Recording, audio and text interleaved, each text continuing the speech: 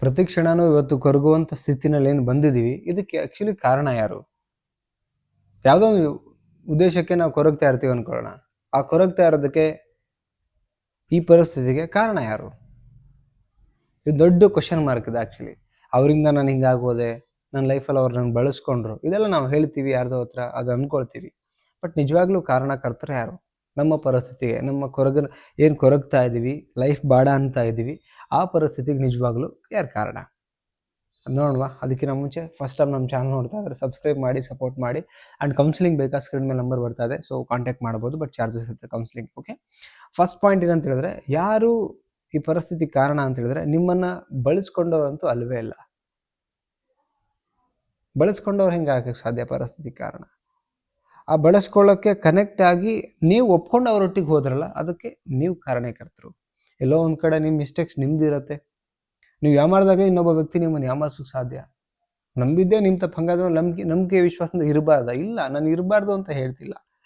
But finally ಎಲ್ಲೋ ನಿಮ್ಮ ಒಂದು small ಮಿಸ್ಟೇಕ್ಸಿಂದ ಅವ್ನು ದೊಡ್ಡ ಮಿಸ್ಟೇಕ್ ಆಗ್ಲಿಕ್ಕೆ ಸಾಧ್ಯ. ಚೂರು ಬುದ್ಧಿವಂತಿಕೆ ಅಂತ ಇದ್ದಿದ್ರೆ ಬಹುಶಃ ನೀವೆಲ್ಲೋ ಒಂದು ಕಡೆ ಮಾಡ್ತಿರ್ಲಿಲ್ಲ, ಕೊರಗೋ ಪರಿಸ್ಥಿತಿ ಬರ್ತಾ ಇರಲಿಲ್ಲ. ಕೂತ್ಕೊಳ್ಳಿ ನೋಡೋಣ. ನೀವು ಕರೆಕ್ಟಾಗಿದ್ದಾಗ ಯಾರು ನಿಮ್ಮನ್ನು ಯಾಮಾರಿಸೋಕ್ಕೆ ಸಾಧ್ಯ ಹೇಳಿ? ಪ್ರೀತಿಯಿಂದ, ಅದು ಒಂದು ಯಾಮಾರಿಸೋದೆ. ಎಷ್ಟೋ ಜನ ಪ್ರೀತಿಯಿಂದನೇ ಯಾಮಾರಿಸಿದ್ದಾರೆ. ಅದಕ್ಕೆ ಅವ್ರ ಮೇಲೆ ನೀವು ಬ್ಲೇಮ್ ಮಾಡಬೇಡಿ. ನಾನು ಬಳಸ್ಕೊಂಡವ್ರು, ಅವ್ರು ಸರಿ ಇಲ್ಲ. ನೋ, ನೀವು ಸರಿ ಇಲ್ಲದಕ್ಕೆ ಅವ್ರು ಬಳಸ್ಕೊಂಡಿರೋದು. ಆ್ಯಕ್ಚುಲಿ ಇದು ನಿಜ ಇರೋವಂಥದ್ದು. ಅರ್ಥ ಆಯ್ತಾ? ಸೆಕೆಂಡ್ ಪಾಯಿಂಟ್, ಸರಿಯಾದ ಆಯ್ಕೆ ಇಲ್ಲದ ಕಾರಣ. ನಿಮ್ಮ ಆಯ್ಕೆ ತಪ್ಪಿಟ್ಕೊಂಡು ನೀವು ಕೆಲವೊಂದು ಭ್ರಮ ವಿಚಾರಗಳನ್ನು, ಕೆಲವು ಪ್ರಾಕ್ಟಿಕಲ್ ಆಗಿ ಥಿಂಕ್ ಮಾಡ್ದಿರಾ, ಅವ್ರು ಹೇಳಿದ್ದೇನೆ ಸತ್ಯ ಅನ್ಕೊಂಡು ಅವರಿಂದ ಹೋಗಿದ್ದು ಆ್ಯಕ್ಚುಲಿ ನಿಮ್ಮ ತಪ್ಪು. ಈಗ ಅನುಭವಿಸ್ತಾ ಇರೋದು ಕಾರಣನೇ ನೀವು, ಬಿಕಾಸ್ ಆಫ್ ನಿಮ್ಮ ಆಯ್ಕೆ ಸರಿ ಇಲ್ಲ. ರೈಟ್? ಈಗ ನೀವು ಮೈಸೂರು ಟು ಬೆಂಗಳೂರು ಹೋಗೋರು, ನೀವು ಮೈಸೂರು ಟು ಹುಬ್ಬಳ್ಳಿ ಬಸ್ ಹತ್ಬಿಟ್ರೆ ನಿಮ್ಮ ಆಯ್ಕೆ ಯಾವುದು? ಹುಬ್ಬಳ್ಳಿ ಬಸ್ಸು. ಎಲ್ಲಿಗೆ ಹೋಗ್ತೀರಿ? ಹುಬ್ಬಳ್ಳಿಗೆ ಹೋಗ್ತೀರಿ.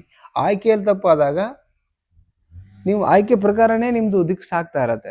ಆಯ್ಕೆ ರೈಟ್ ಇದ್ದಾಗ ನಿಮ್ಮದು ರೈಟ್ ಆಯ್ಕೆ ಪ್ರಕಾರ ಹೋಗ್ತಾ ಇರತ್ತೆ. ಸೊ ಆಯ್ಕೆ ಸರಿಯಾಗಿರಬೇಕು. ಜೊತೆಗಿರೋ ಪಾರ್ಟ್ನರ್ ಹೇಗಿದ್ದಾನೆ ಅಂತ, ಅದು ಮ್ಯಾಟ್ರ್ ಆಗುತ್ತೆ ತುಂಬ.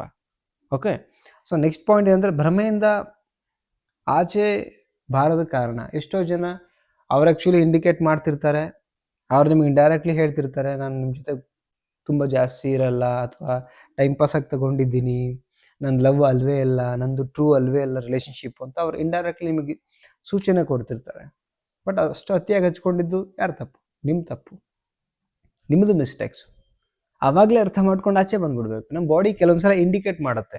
ತುಂಬ ನಿದ್ದೆ ಬರಬೇಕಾದ್ರೆ ಕಣ್ಣಿಗೆ ತುಂಬ ಸ್ಟ್ರೆಸ್ ಅನ್ನಿಸ್ತಾ ಇರುತ್ತೆ, ಮಲ್ಕೋಬೇಕು ಅನ್ನೋ ಒಂದು ಇಂಡಿಕೇಶನ್. ತುಂಬ ಟಯರ್ಡ್ ಆಗಿಬಿಟ್ರೆ ಸುಸ್ತಾಗಿದೆ ಒಂದು ಇಂಡಿಕೇಶನ್. ಸ್ವಲ್ಪ ಸೀನು, ಚಳಿ ಅದೆಲ್ಲ ಬರ್ತಿದ್ರೆ ಜ್ವರ ಬರೋ ಇಂಡಿಕೇಶನ್. ಸೊ ಹಾಗೆ ಆ ಸಿಂಪ್ಟಮ್ಸ್ ಹೆಂಗೆ ನಮಗೆ ಬಾಡಿ ತೋರಿಸ್ತಾ ಇರುತ್ತೆ, ಆ್ಯಸ್ ಯೂಶುವಲ್ ರಿಲೇಷನ್ಶಿಪ್ಪಲ್ಲೂ ಕೂಡ ಒಂದು ಸಿಂಪ್ಟಮ್ಸ್ ಇರುತ್ತೆ. ಅದನ್ನ ಅರ್ಥ ಮಾಡ್ಕೊಂಡು ಆಚೆ ಬರೋದಿರೋದು ನಿಮ್ಮ ಮಿಸ್ಟೇಕ್ಸ್ ಆ್ಯಕ್ಚುಲಿ. ಅರ್ಥ ಆಗ್ತಿದೆಯಾ? ಅದಕ್ಕೆ ಯಾರೂ ಕಾರಣಕರ್ತರಲ್ಲ, ನಿಮ್ಮ ಬುದ್ಧಿವಂತಿಕೆ ಇಲ್ದಿರೋ ಅದು ಕಾರಣ ಆಗುತ್ತೆ. ನೆಕ್ಸ್ಟ್ ಪಾಯಿಂಟ್, ಗುರಿಯೊಂದಿಗೆ ಸಾಗದೇ ಇರೋ ಕಾರಣ. ಮನುಷ್ಯ ಯಾವತ್ತೂ ಪ್ರೀತಿ, ಒಂದು ರಿಲೇಷನ್ಶಿಪ್ ಎಲ್ಲದ್ರ ಜೊತೆಗೆ ಅದಕ್ಕೇ ಕಂಪ್ಲೀಟಾಗಿ ಸಮಯ ನಾವು ಕೊಟ್ಬಿಟ್ಟು ಈ ಕಡೆ ಗುರಿನ ಮರೆತುಬಿಟ್ರೆ ಅದು ದೊಡ್ಡ ಕಾರಣ ಆಗುತ್ತೆ ಆ್ಯಕ್ಚುಲಿ. ಅದೇ ಹೇಳೋದು. ಹಾಗಲ್ಲ ಆ್ಯಕ್ಚುಲಿ, ನಿಮ್ಮ ಗುರಿನೂ ಫೋಕಸ್ ಮಾಡಬೇಕಷ್ಟೇ ಲೈಫಲ್ಲಿ. ಇದು ಪ್ರಿಯಾರಿಟಿ, ಅದ್ರ ಹತ್ತಿರದ ಪ್ರಿಯಾರಿಟಿ ನಿಮ್ಮ ಗುರಿ ಮೇಲೆ ನೀವು ಕಾನ್ಸಂಟ್ರೇಟ್ ಮಾಡಬೇಕಾಗತ್ತೆ. ಇದೆಲ್ಲದಕ್ಕೂ ಇಲ್ಲ ಅವರೇ ಮಾಡಿಬಿಟ್ಟಿದ್ದು, ಇಲ್ಲ ನನ್ನ ಲೈಫ್ ಚೆನ್ನಾಗಿರ್ತಿದ್ದು, ಸುಮ್ಮನೆ ನೆಪ ಹೇಳೋದಾಗತ್ತೆ. ನಾನು ಒಪ್ಪೋದು ಇಲ್ಲ ಅದನ್ನು ಆ್ಯಕ್ಚುಲಿ. ಎಲ್ಲದಕ್ಕೂ ನಿಮ್ಮ ಲೈಫಲ್ಲಿ ನೀವು ಸಮ್ಟೈಮ್ಸ್ ಎಮೋಷನಲಿ ಥಿಂಕ್ ಮಾಡ್ತೀರಿ, ಭ್ರಮೆಯಲ್ಲಿ ಥಿಂಕ್ ಮಾಡ್ತೀರಿ. ಆವಾಗ ಅಗೇನ್ ಈ ಥರ ರಿಯಾಲಿಟಿಯಿಂದ ಮತ್ತೆ ನೀವು ಭ್ರಮೆಗೆ ಹೋಗಿ ಬೀಳುವಂಥ ಸಾಧ್ಯತೆಗಳಿರುತ್ತೆ. ಆವಾಗ 100% ಮತ್ತೆ ನೀವು ಹೈ ಲೆವೆಲಿಂದ ಲೋ ಲೆವೆಲ್ ಅಂದರೆ ಕೊರಗೋ ಪರಿಸ್ಥಿತಿ ಬರ್ತೀರಿ. ಮತ್ತು ಕಾರಣನೇ ನೀವೇ ಮಾಡ್ಕೊಳ್ತೀರಿ. ಎಷ್ಟೋ ಜನ ವೀಕ್ ಮೆಂಟಾಲಿಟಿ ಇದ್ದಿರ್ತಾರೆ. ಸೊ ಹಾಗಾಗಿ ಹೇಳ್ತಿದ್ದೀನಿ, ಆ ಥರ ಮನಸ್ಥಿತಿ ಇದು ಬರೋಕ್ಕಾಗಿಲ್ಲ ಅಂದರೆ ಕೌನ್ಸಿಲಿಂಗ್ ತಗೊಳ್ಳಿ, ಸಜೆಸ್ಟ್ ಮಾಡ್ತೀವಿ ಹೇಗೆ ಆಚೆ ಬರಬೇಕು ಅಂತ. ಓಕೆ, ಸೊ ಹೇಗಿತ್ತು ವಿಡಿಯೋ ಅದನ್ನು ಕಮೆಂಟ್ ಸೆಕ್ಷನಲ್ಲಿ ಕಮೆಂಟ್ ಮಾಡಿ, ಇಷ್ಟ ಲೈಕ್ ಮಾಡಿ, ಎಲ್ರಿಗೂ ಶೇರ್ ಮಾಡಿ. ಮತ್ತೊಂದು ಟಾಪಿಕ್ ಸಿಗೋಣ. ನಮಸ್ತೆ.